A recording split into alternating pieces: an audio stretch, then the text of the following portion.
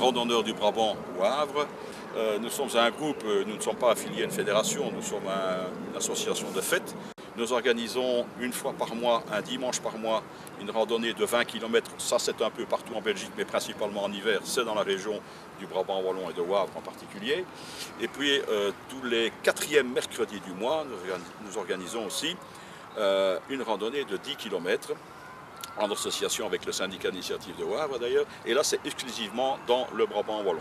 En ce qui concerne maintenant la Dyle, sur le territoire de Wavre, il est très difficile encore de trouver un cheminement le long de la Dyle proprement dite, parce que notamment entre Wavre et Limal, on a construit le zoning sud de Wavre, et puis il y a Walibi qui s'est érigé là aussi en bordure de Dyle, et surtout c'est la voie express entre Wavre et Louvain-la-Neuve, donc qui passe par Ottignies. Donc il n'y a plus que des moignons de chemin, des cul-de-sac. Donc pour nous c'est assez difficile pour randonner d'aller faire toujours des allers-retours. Malheureusement le projet n'est qu'au début, puisqu'il est prévu que ce chemin continue sur Gastuche, ce qui va probablement se faire dans les quelques mois qui viennent. Voilà.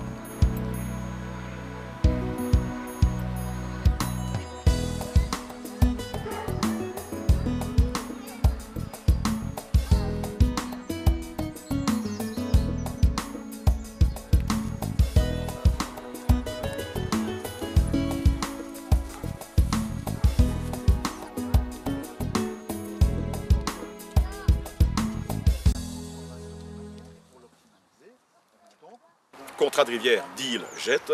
J'ai assisté récemment donc, à cette réunion et c'est vraiment intéressant de voir à quel point tous les aspects divers sont pris en compte. Cela nécessite évidemment une intervention des autorités communales, intervention de la province aussi.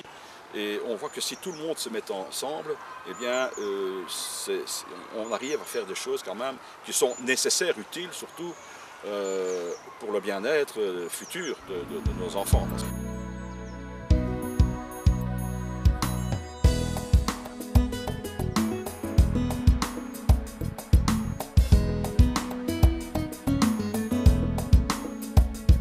Néanmoins, donc la Dyle, elle a creusé une vallée.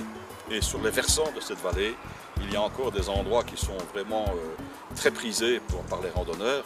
Alors je pense au versant rive droite derrière Limal jusqu'au bois de Lozelle.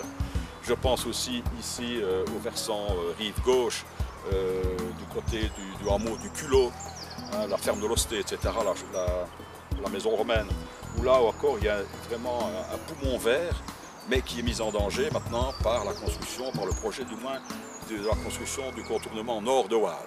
Voilà, c'est assez dommage. Néanmoins, Wavre est quand même un nœud de sentiers de grande randonnée, puisque une variante du sentier qui vient de Bruxelles et qui va jusqu'à Liège passe par Wavre.